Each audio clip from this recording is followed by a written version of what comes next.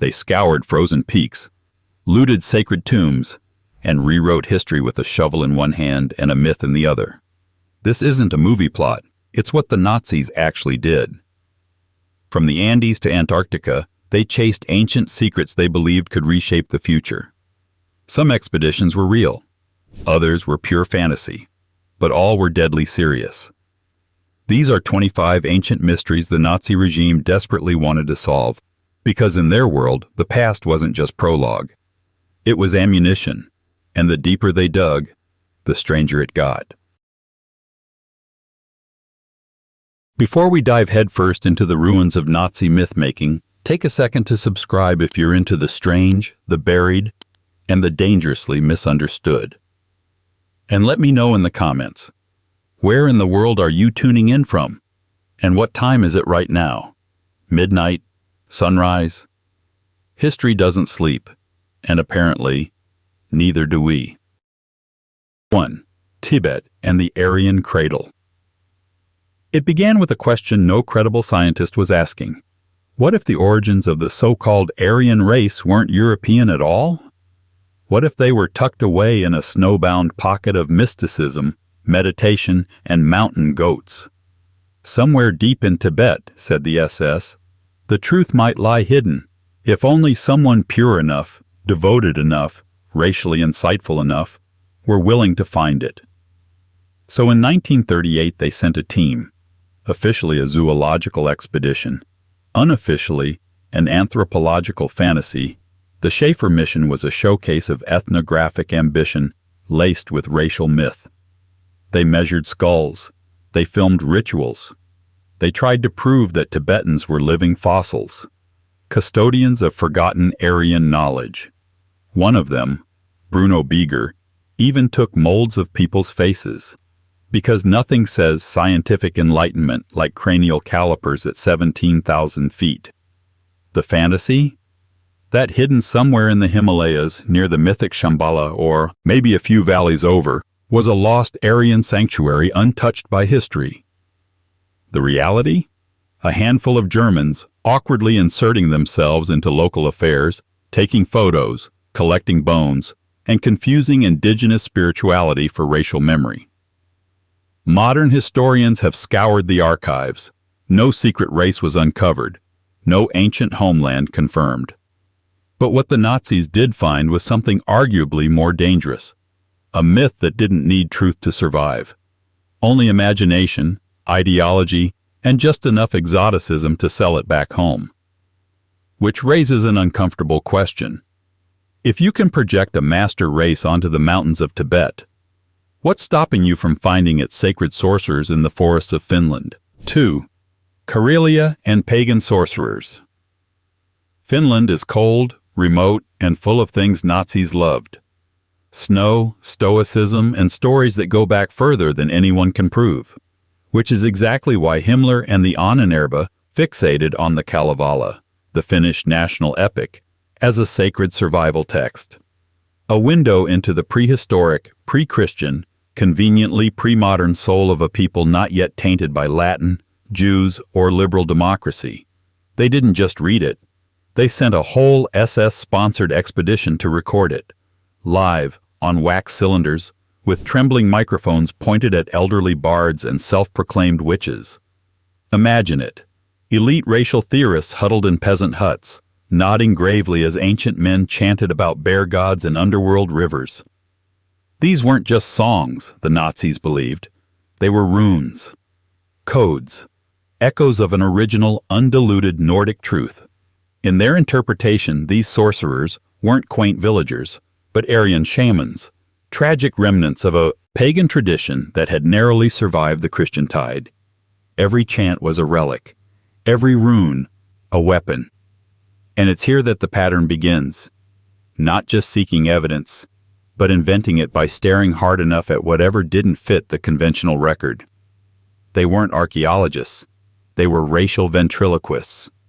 So, having conjured Germanic paganism out of Karelian campfires, the next logical step was to plant it in stone, and they knew just the place. If you've made it this far through snowbound Tibet and the haunted forests of Karelia, you're exactly the kind of person this channel is made for.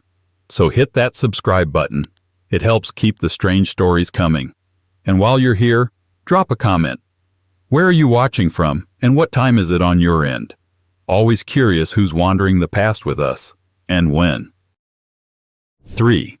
Externsteine and the Irminsul. From afar, the Externsteine Formation looks like a fantasy matte painting. Imposing rock towers rising from the Teutoburg forest like fossilized fingers of the gods. Close up, it looks even stranger. Carved stairs leading to nowhere. Medieval reliefs. A hole aligned to the solstice. Perfect, in other words, for invention. Enter Wilhelm Toot, theologian turned pagan archaeologist, who insisted the Externsteine were the site of the Irminsul, the sacred tree column of the old Saxon religion, supposedly smashed by Charlemagne in a symbolic act of Christian colonization. That's right. The Nazis didn't just hate communists. They were deeply suspicious of Catholicism too, especially when it got in the way of re-Germanizing history. Toot's theory had no real evidence, but that never stopped anyone. With Himmler's blessing and SS funds, the Ahnenerbe launched excavations to prove the site's sanctity. Measurements were taken. Alignments proposed. And every anomaly, from weathered steps to ambiguous carvings, was interpreted as confirmation of ancient Germanic worship. The site became sacred, by decree. School trips were arranged, pilgrimages encouraged, rituals rumored, and amid the propaganda, a new myth took root, that the German soul had been betrayed not just in the 20th century, but back in 772 AD by the sword of a Frankish emperor. It was never about stones, it was about stories, and the story worked. But if one set of ruins could be recast as a temple, what about an entire Viking city, with actual archaeological weight behind it? 4. Hythabu, Hedabai. Viking Age. Germanic Empire. Archaeology under SS patronage. Hedabai wasn't a mystery in the classic sense. It wasn't lost beneath centuries of sand or whispered about in forbidden books. It was simply there, on the edge of the Schlei Fjord in northern Germany, quiet, dug up, and incredibly useful. It was a Viking settlement, a major trade hub between the North Sea and the Baltic. But to the Nazis, it wasn't just a town, it was destiny with drainage ditches. Under the direction of SS archaeologist Herbert Jonkun, yes, they had official SS archaeologists, the site became more than an excavation. It became a reconstruction of racial pride. Every post hole was a statement, every artifact, a birthright. Hedabai was presented not just as a Viking trading center, but as a proto-Germanic capital, concrete evidence that the so-called Aryan spirit had once dominated northern Europe and, by implication, deserved to again. The site was meticulously studied, but always under a politically charged microscope. The SS wasn't interested in nuance. They wanted clean lines. Culture equals race, history equals legitimacy, and ruins equal a mandate for expansion. Post-war archaeologists have since restored Hedabai's real complexity, its multicultural links, its economic flexibility, its political nuance. But for the Nazi regime, complexity was the enemy. They wanted saga, not science. And once you've claimed a Viking city as Germanic proof, the next step is to take a Slavic one, and call it yours too. 5. Biskupin. Erstadt. Rewriting Polish prehistory into Germanic prehistory. Biskupin sits in modern-day Poland, but that's precisely the problem. To the Nazi mind, it couldn't just be Polish. It had to be something older, something Germanic. The Nazis weren't just redrawing borders. They were redrawing time. And Biskupin, a perfectly preserved Iron Age lake settlement, offered them a ready-made stage to act out that illusion. The site was first excavated by Polish archaeologists in the 1930s, celebrated as a symbol of Poland's deep national heritage. But when the Nazis invaded, heritage became a target. The SS Ahnenerbe resumed excavations, but not as guests. They renamed the site, reinterpreted its findings, and forcibly inserted it into a narrative of ancient Germanic superiority. It was no longer Lusatian culture. It was the seed of a German Urstadt, an original Aryan city. And when that narrative started crumbling under its own historical contradictions, they tried to destroy the evidence altogether. As the war turned, retreating forces reportedly attempted to obliterate the site, because if the past won't obey you, sometimes it's easier to erase it. Biskupin reminds us, archaeology isn't always about what you find. Sometimes it's about what you force it to mean, and how far you're willing to go when it refuses to cooperate. But what if you didn't just want to rewrite your neighbor's past? What if you wanted to relocate your ancestors entirely? Say, to the Black Sea? 6. Crimea Goth hunts. Mangup Kale and the fantasy of a Gothic German ancestral colony. Imagine the Crimean Peninsula. Layered histories, half a dozen empires, the smell of salt in centuries. Now imagine looking at all that and seeing only one thing. A potential real estate brochure for a mythic Aryan homeland. During the Nazi occupation of Crimea, SS archaeologists, again mostly under the leadership of Herbert Yankun, began hunting for traces of the Crimean Goths, a late antique Germanic-speaking group that had once settled there. The logic? If Germanic people had lived in Crimea centuries ago, then maybe, just maybe, the land had always belonged to them. Forget complex history. This was a treasure hunt for ancestral squatters' rights. Archaeological surveys were conducted around Mangup Kale, a dramatic mountaintop fortress associated with Gothic settlements. SS teams cataloged sites, looted collections, and cooperated with military intelligence units to secure cultural evidence. The goal wasn't truth, it was a retroactive justification for conquest. But the history of Crimea resists neat narratives. The so-called Crimean Goths weren't a monolith. They were a fragmentary group in a region shaped by migration, hybrid cultures, and shifting powers. In other words, too messy to mythologize cleanly. Unless, of course, you ignore all that and instead choose a 1,000-year-old embroidery as your next ideological trophy. 7. Bayeux tapestry, medieval proof object of Germanic conquest narratives. By the time the Nazis laid eyes on the Bayeux tapestry, it had already survived centuries of war, revolution, moths, and political repurposing. A 70-meter-long embroidered comic strip chronicling the Norman conquest of England in 1066, it was, by all accounts, a medieval marvel. But to the Third Reich, it was also something else entirely, a racial banner. Evidence, stitched in thread, that Germanic destiny was real, and had been real for quite some time. In 1941, Nazi officials under the guidance of the Ahnenerbe initiated steps to seize the tapestry. It was placed under protective custody and eventually relocated for safekeeping. The rationale? That William the Conqueror and his Norman knights, never mind their actual cultural mosaic, could be recast as representatives of ancient Aryan stock, asserting their rightful dominance over the Anglo-Saxons, themselves no less Germanic. It was an embroidered Rorschach test, and the Nazis saw exactly what they wanted. It wasn't about embroidery, it was about myth management, history as marketing. The tapestry became a symbolic bridge between medieval conquest and modern ideology, one that conveniently skipped over inconvenient details like feudal politics or French influence. But if conquest could be embroidered, perhaps prehistory could be painted on cave walls in the deep silence of Stone Age France. 8. French Paleolithic cave art as Aryan prehistory. Trois Frères, Dordogne sites. Deep in the caves of southwestern France, Trois Frères, Neu, Lascaux, a different kind of narrative was written.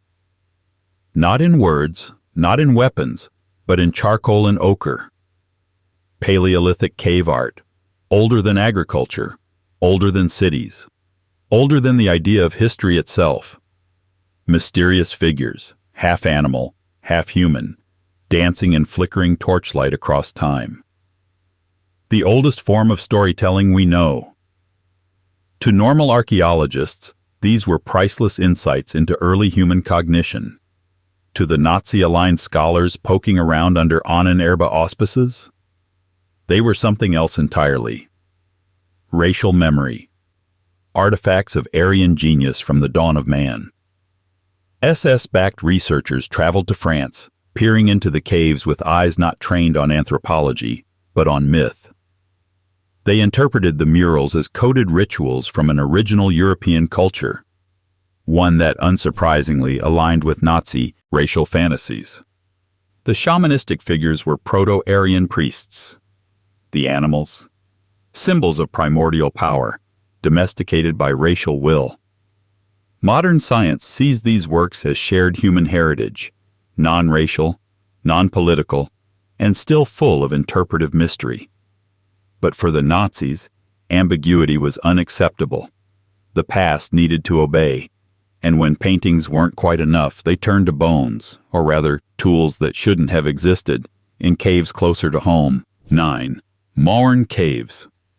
Too early technology. Neanderthal weapon claims.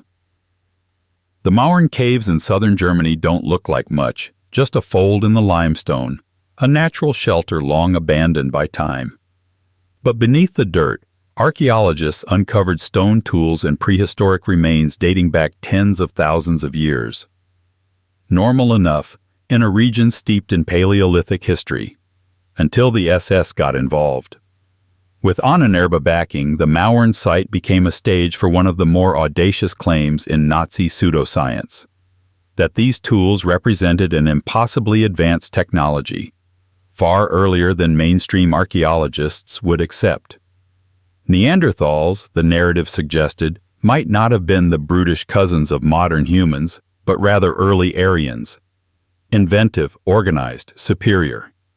It was a leap, a convenient one.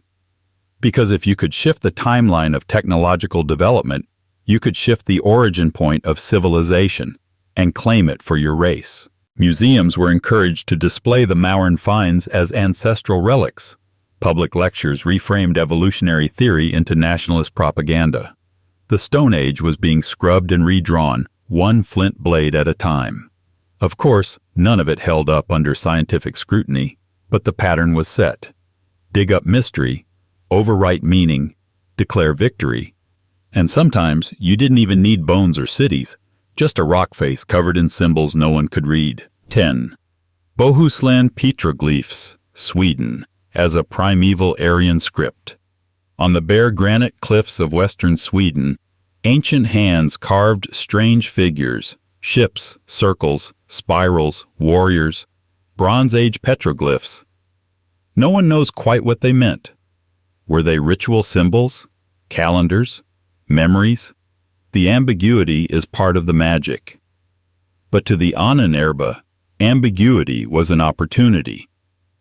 Enter Hermann Wirth, one of the original ideological architects of the SS's historical fantasies. Wirth believed the Bohuslan carvings were more than decoration. He believed they were a writing system, the writing system. A primordial Aryan script from a lost civilization, older than Sumer, older than Egypt, older than history itself. In 1936, an Ahnenerbe expedition was dispatched to document the carvings with precision. They took rubbings, made photographs, and, most crucially, reinterpreted everything through a racial lens. Circles became solar codes. Ships were not just ships, but symbols of cosmic order. Linear marks were read as echoes of an ancestral alphabet, proof that Nordic blood carried not just muscle but wisdom. No linguistic framework supported these claims. Modern archaeologists consider them wildly speculative at best. But in Nazi Germany, Wirth's vision had currency, until it became too bizarre even for Himmler. Still, if Northern Europe had invented writing, perhaps it had also given birth to civilization itself, just not in Europe. Try, say, the Atlantic. 11. Atlantis, as Nazi source civilization. Behind everything. Atlantis, the original lost civilization, born in Plato's imagination, sunk by allegory, revived by cranks. It was supposed to be a metaphor, a warning. But to Nazi ideologues, Atlantis wasn't just real, it was foundational. The missing puzzle piece that made all other myths fall into place. According to Herman Wirth and his fellow travelers in pseudoscience, Atlantis had been the cradle of the Aryan race. From there, its noble children had scattered across the world, seeding Egypt, India, Mesoamerica, and everywhere in between. If you squinted hard enough, every pyramid became a postcard from the motherland. This Aryan Atlantis theory offered something Nazi thinkers desperately wanted: a unified origin story, gloriously ancient, conveniently white. It explained cultural diffusion without multiculturalism, civilization without outside influence, genius without debt. The Ahnenerbe published tracts. Maps were drawn. Comparative myths were weaponized. Wirth claimed Atlantis had been located in the North Atlantic until he fell out of favor, ironically, for being too mystical. Even Himmler had limits, apparently. No expedition ever found Atlantis, but that never stopped its use. As long as it remained undiscovered, it could be anything the Reich wanted. And if Atlantis was the cradle, then surely it had a capital, perhaps somewhere in the far north, at the edge of the known world. 12. Thule. Hyperborea as the Nordic homeland concept. Classical geographers spoke of Thule as a land beyond the north wind, a fog-wrapped edge of the earth, where the sun barely set and the stars behaved strangely. Later thinkers renamed it Hyperborea, a paradise of eternal spring and mystic wisdom. The ancients never quite agreed where it was. The Nazis decided not to care. For the SS, Thule wasn't a place. It was a claim, a racial homeland hidden in myth, which could be retrofitted into a blueprint for supremacy.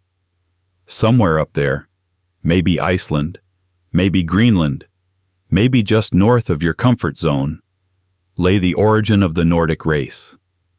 The Ahnenerbe flirted openly with this idea. Icelandic folklore was scoured, Eddic poetry dissected. Even scientific expeditions were funded to Thule regions in search of cultural relics that could be spun into ideological gold. The goal was not just to find ruins, but to confirm a mythos, that the Reich was not an aberration of history, but its logical endpoint. Modern historians categorize this Thule obsession as a cultural projection, part nationalism, part spiritual yearning, part aggressive myth-making. No artifacts were ever found, but that was never the point. And as the mythic fog thickened, the next target came into view. A volcanic island where Nordic blood was said to run undiluted, and the old gods might still linger. 13. Iceland, ancient Hoth, and the hunt for a pure Nordic cult center. By 1938, the Ahnenerbe had already scoured the forests of Germany and the steppe-like plains of the east.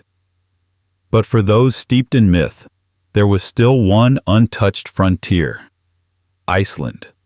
Stark, isolated, volcanic, perfectly suited to become a symbolic homeland for something the SS dearly wanted to believe in, a pure, unbroken line to the old gods. The mission was simple, in theory: travel to Iceland, find the remains of a Hoth, a pagan temple from the Viking Age, and declare it the original sanctuary of the Nordic soul. In reality, the expedition was a mix of misreading, projection, and ideological wishful thinking. Ahnenerbe researchers took folklore at face value, reinterpreted sagas through a racial lens, and confidently announced they'd located a sacred site, despite modern archaeology later showing no such thing existed there. Why Iceland? Because it hadn't been contaminated by centuries of conquest and empire. Its language still resembled Old Norse. Its poetry still held embers of a mythic past. And that made it perfect. Too perfect. The Ahnenerbe saw what it wanted to see, a frozen reliquary of racial memory. But their dreams of excavation collapsed under political and logistical friction, and the so-called temple was quietly reclassified as a misinterpretation. Still, the fantasy of an ancient, blonde Nordic people living in isolation proved too tempting to abandon. So they looked even further, toward islands even stranger, and mummies even fairer. 14. Canary Islands and the Guanche, blonde mummies as Nordic colony. Evidence. Planned project. The Canary Islands were once home to the Guanche people, an indigenous population known for their distinctive mummification practices and mysterious origins. For most, the Guanche are a fascinating archaeological chapter, an isolated mountain society with unique burial customs and no known writing system. For the Ahnenerbe, they were something else. A lost Aryan outpost, marooned in the Atlantic. Reports of Guanche mummies with fair features, particularly light-colored hair, were seized upon as evidence that the islands had once been settled by Nordic migrants. It didn't matter that such features can occur naturally across populations, or that mummification can alter hair color. The narrative was irresistible. Here was Atlantis again, this time with flesh on its bones. The Ahnenerbe proposed a full expedition to the Canaries, racial measurements, artifact collection, comparative skull analysis. But the war and bureaucratic infighting intervened. The plan was shelved before a single trench was dug. Still, the idea lived on in Nazi pseudo-history, a tale of seafaring Aryans who left their legacy among the volcanic peaks. Even now, remnants of this fantasy echo in fringe literature, draped in the language of ancient mysteries. But the real mystery remains. Why does a regime obsessed with bloodlines keep finding its ancestors in everyone else's homeland? Next stop, the high altitudes of the Andes, where massive stone ruins were just begging to be misread. 15. Tiwanaku, Bolivia, and Nordic migrants in the Andes. Planned Ahnenerbe excavation. Tiwanaku is one of South America's most enigmatic pre-Columbian sites, an immense stone complex on the Bolivian plateau, full of megalithic architecture, astronomical alignments, and cultural layers lost to time. For archaeologists, it's a rich subject of indigenous achievement and unanswered questions. For Edmund Kiss, a Nazi-aligned theorist, it was something far stranger. Proof that Nordic people had once colonized the Andes. According to Kiss, Tiwanaku predated all known civilizations: Egypt, Mesopotamia, even Atlantis. His theory, a master race from the north had traveled across oceans and built it using cosmic knowledge, possibly linked to the so-called world ice theory, which we'll get to soon enough. His conclusion? This wasn't an indigenous monument. It was proof of Aryan world influence. The Ahnenerbe greenlit a major expedition plan. Kiss would lead teams equipped with aerial cameras, excavation crews, and full academic support. They'd dig for racial clues in the Altiplano and rewrite South American history in the process. It never happened. Logistics, geopolitics, and the outbreak of total war made the plan untenable. But Kiss's papers survived, and his theories were quietly absorbed into post-war pseudoscience. Tiwanaku still stands. But thanks to fantasies like these, it's not just a monument, it's a case study in how power projects itself backwards through time. And if time could be rewritten in Bolivia, it could just as easily be chiseled into the rock faces of Persia. 16. Behistun inscription, Iran, and the obsession with the word Aryan. Planned.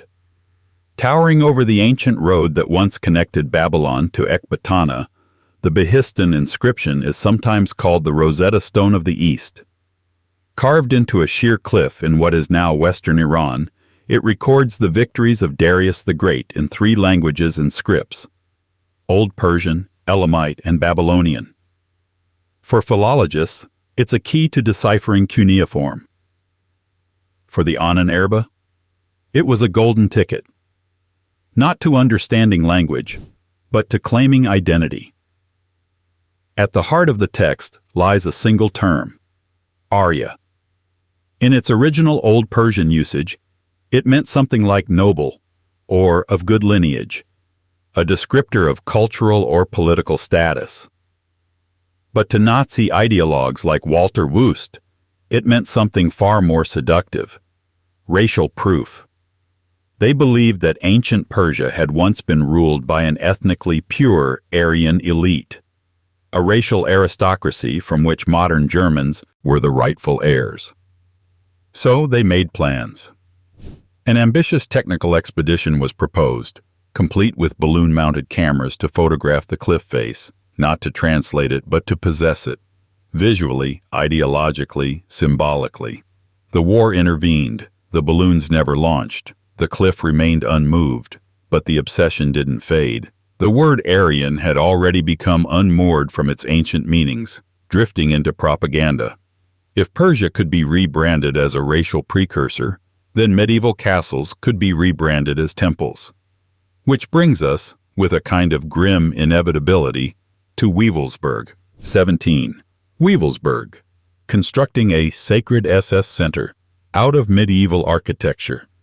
If you were a mid-ranking Nazi officer trying to impress Heinrich Himmler, few gestures beat presenting him with a castle, especially one with medieval bones, looming towers, and a convenient location near the geographic center of Germany. Wewelsburg Castle fit the brief. Himmler fell in love instantly, or at least ideologically. Under SS control, the castle became something much darker than a fortress. It was reshaped, literally and symbolically, into the ceremonial heart of the SS. Floors were relaid with custom black sun motifs. Rooms were renamed after Grail legends and Teutonic orders. The North Tower, known as the Obergruppenführersaal, was meant to serve as a ritual hall for SS elite, complete with runic designs and circular symbolism straight out of pseudo-Arthurian fever dreams. There was no archaeological basis for any of this, but that was never the point. Wewelsburg was a manufactured relic, a theater of power draped in medieval drag. It was the architectural embodiment of myth as policy. Today the castle is a museum, its dark legacy acknowledged openly. But at the time it was treated as sacred ground, proof that the Reich had its own spiritual center, rooted not in religion but in racial destiny. Of course, every holy site needs a holy object, and for the SS no legend gleamed brighter or more profitably than the Grail. 18. The Holy Grail via Cathars and Montsegur, Otto Rahn's SS career project.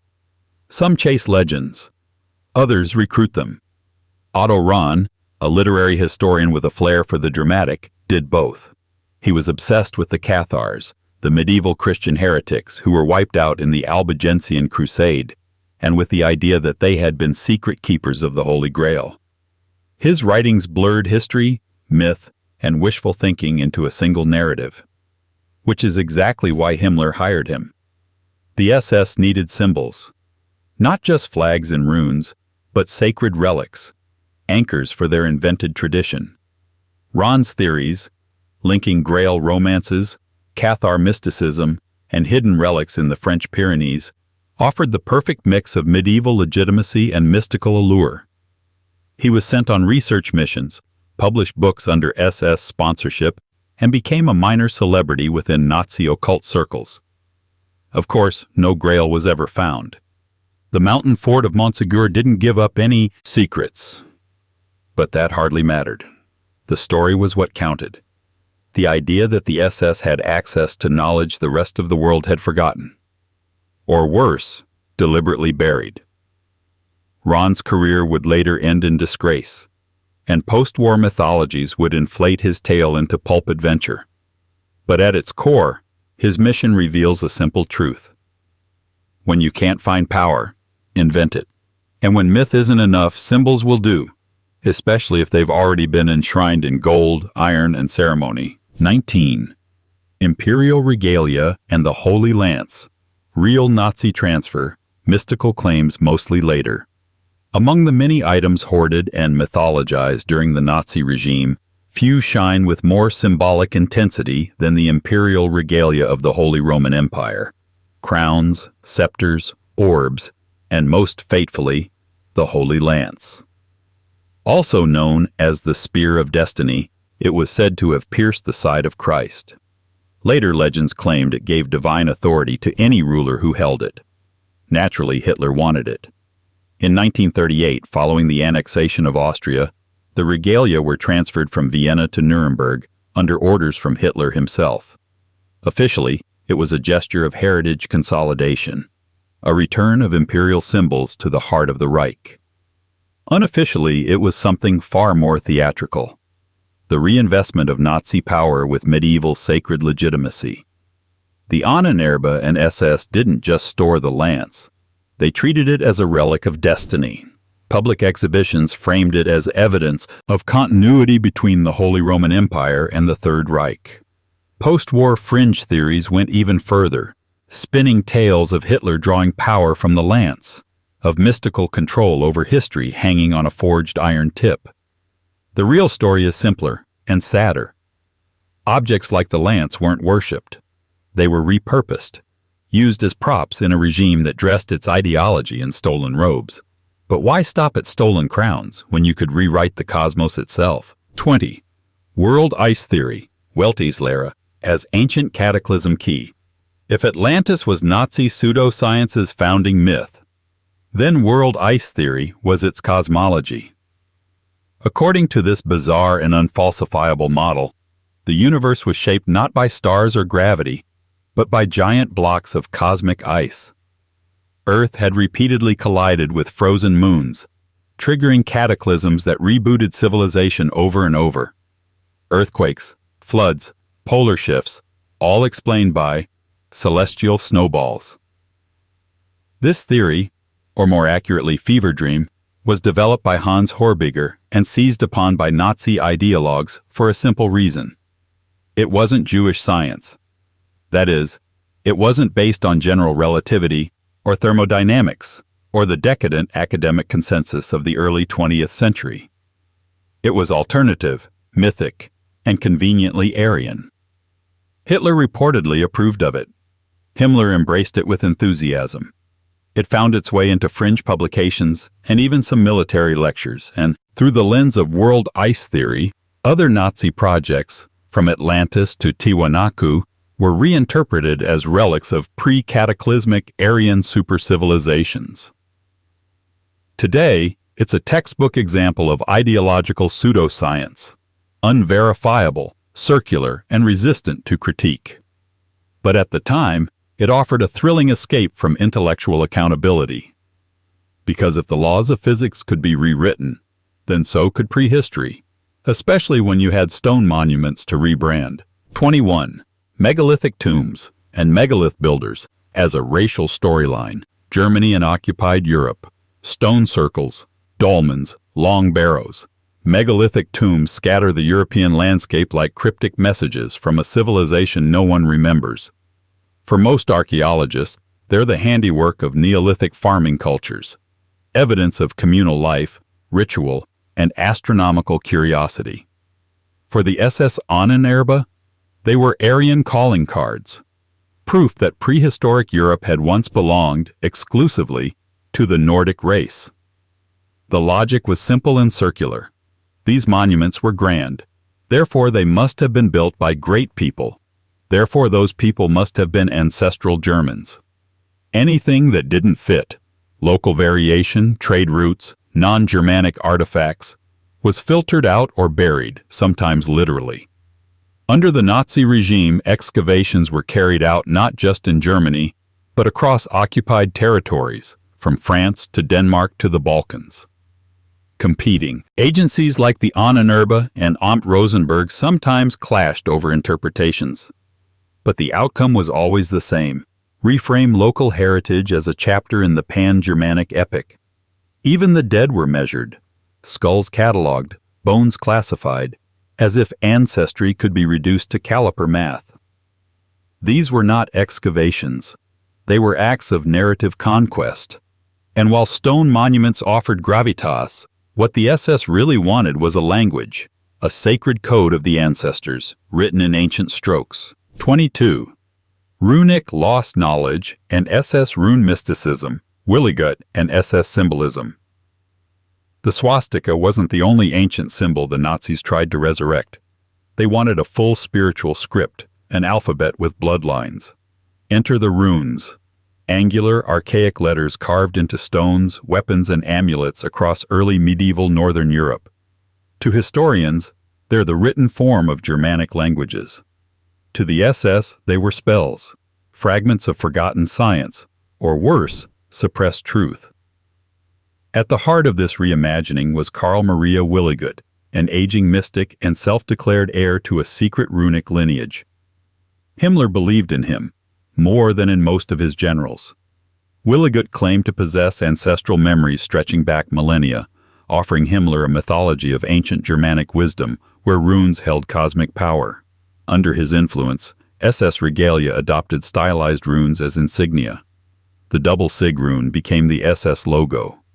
The Totenkopf death's head, reinvented with runic gravitas. But there was no academic consensus behind any of this. The runes were not magical. They were historical. Willigut's interpretations were internally inconsistent and drawn more from theosophy than archaeology. Still, they were embedded into architecture, uniforms, and ceremony.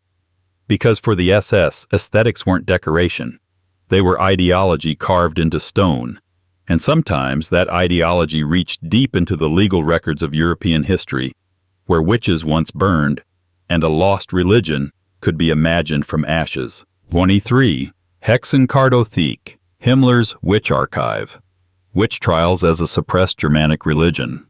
Most see Europe's witch trials as tragic episodes of religious paranoia, gendered violence, or social scapegoating. But for Himmler and his circle, the witch burnings were something else entirely, evidence of a cultural genocide. Not of Jews or Roma, but of ancient Germanic priestesses. To them, the Inquisition hadn't just hunted heretics, it had destroyed an entire indigenous faith. Thus was born the Hexenkartothek, or Witch Card Index, a sweeping SS research project to catalog and reinterpret the witch trials of early modern Europe. Thousands of index cards were compiled, drawing from court records, local histories, and inquisitorial transcripts. The goal? To frame the persecuted women as keepers of a lost, pre-Christian, Aryan spiritual tradition, one that had been systematically erased by the Church. The project fit perfectly into the Nazi worldview, a narrative of racial purity suppressed by a foreign influence, of ancestral wisdom buried by centuries of Christian domination. It also served a convenient ideological function, casting Catholicism as the enemy of the true German soul. Of course, modern historians reject this reading. The trials were social, religious, and legal phenomena, not evidence of an exterminated pagan elite. But once history had been mythologized into ideology, the next step was obvious. Use archaeology as a weapon of occupation. 24. Ahnenerbe. Involvement in archaeology under occupation. Example, Serbia collaboration. When the Nazi war machine rolled across Europe, it didn't just seize territory, it seized time. And with it, history. In the Balkans, particularly in Serbia, Ahnenerbe operatives embedded themselves within military administrations, offering archaeological expertise with a very clear directive: rewrite the past to match the Reich's future. These weren't neutral digs. Excavations were conducted under SS oversight, with the aim of demonstrating that prehistoric and classical cultures in occupied territories had Germanic roots. Local histories were distorted to suggest Aryan settlement or influence. Roman ruins, reinterpreted as signs of earlier Nordic presence. Slavic artifacts, reclassified or ignored. Serbian sites were particularly targeted due to their deep stratigraphy, Roman, Byzantine, medieval, offering fertile ground for ideological spin. Ahnenerbe teams collaborated with the Wehrmacht's Kunstschutz units, ostensibly tasked with protecting cultural property, blurring the line between preservation and propaganda. For Nazi archaeologists, the Balkans weren't a historical mosaic. They were a palimpsest to be overwritten. Control the narrative, control the people. If the ancestors were Germanic, then so too must be the soil, and by extension, its rightful rulers. But if Europe's history could be bent, what about the blank edges of the map? Where nothing was known, anything could be planted, even an ancient secret beneath the ice. 25. New Swabia, Antarctica. Exploration turned into later occult-based mythology. In the winter of 1938, a German ship called the Schwabenland set sail for Antarctica. On board, aircraft, survey equipment, military personnel, and a curious amount of propaganda potential. The mission was officially a scientific geopolitical expedition, an attempt to stake German territorial claims in the frozen South for economic purposes, particularly whaling rights. But later generations of conspiracy theorists would spin it into something far stranger. The Nazis called their target Neuschwabenland, New Swabia, a stretch of Antarctica's Queen Maud Land. Over several weeks, German planes flew hundreds of reconnaissance missions, dropping aluminum darts marked with swastikas to claim the terrain. They photographed glaciers, mapped ice shelves, and named peaks after German cities. Then they left. That's where the actual story ends, and where the mythology begins. Post-war fringe. Literature transformed the expedition into a quest for ancient secrets, alien technology, even a hidden Nazi stronghold beneath the ice. Some claimed it was a search for Atlantis, others for Hyperborean ruins. None of these claims hold up under scrutiny. But as with so many Nazi projects, the absence of evidence only made the myth more resilient. Because when the world burns, what better place to stash your legend than at the bottom of the earth?